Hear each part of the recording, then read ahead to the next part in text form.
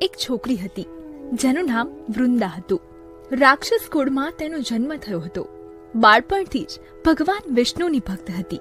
જ્યારે તે મોટી થઈ તો તેમના લગ્ન રાક્ષસ કુળના દાનવરાજ જલંધર સાથે થયા.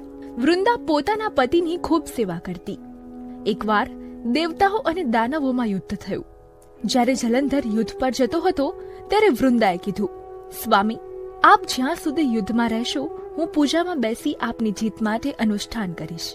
જ્યાં સુધી તમે પાછા ન આવો ત્યાં સુધી હું મારો સંકલ્પ નહીં છોડું.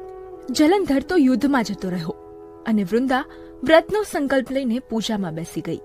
તેમના વ્રતના પ્રભાવથી દેવતા પણ જલંધરને ના જીતી શક્યા. બધા દેવતા જ્યારે હારવા લાગ્યા તો વિષ્ણુ પાસે ગયા.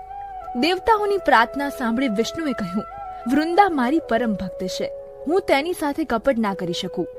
સમાધાન સાથે ભગવાન જલંધરનું જ સ્વરૂપ લઈ વૃંદાના મહેલમાં પહોંચ્યા. પતિને જોતા જ વૃંદા પૂજામાંથી ઊભી થઈ ગઈ અને જેવો જ તેમનો સંકલ્પ તૂટ્યો કે તરત જ દેવતાઓએ જલંધરને મારી તેનું માથું કાપી અલગ કરી દીધું. આ માથું વૃંદાના મહેલમાં પડ્યું. ત્યારે વૃંદાએ કહ્યું કે તો મારી સામે ઊભેલા આ કોણ છે? ત્યારે ભગવાન પોતાના રૂપમાં આવી ગયા, પરંતુ કંઈ જ ના બોલી શક્યા. વૃંદા બધી જ વાત સમજી ગઈ. તેમણે ભગવાનને શ્રાપ આપ્યો કે આપ પથ્થર થઈ જાઓ, અને ભગવાન તરત જ પથ્થર થઈ ગયા. આ જોઈ બધા દેવતા હાહાકાર કરવા લાગ્યા. લક્ષ્મીજી રડવા લાગ્યા અને પ્રાર્થના કરવા લાગ્યા. ત્યારે વૃંદાએ ભગવાનને ફરી એવા જ કરી દીધા અને પોતાના પતિનું માથું લઈને તે સતી થઈ ગયા. તેમની રાખમાંથી એક છોડ ઉગ્યો.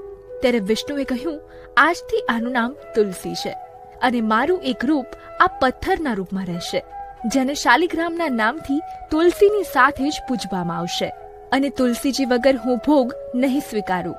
ત્યારથી બધા જ તુલસીજીની પૂજા કરવા લાગ્યા. તુલસીના લગ્ન શાલિગ્રામ સાથે કાર્તક માસમાં કરાવાય છે. દેવ ઉઠી એકાદશી તેને તુલસી વિવાહના રૂપમાં મનાવાય છે.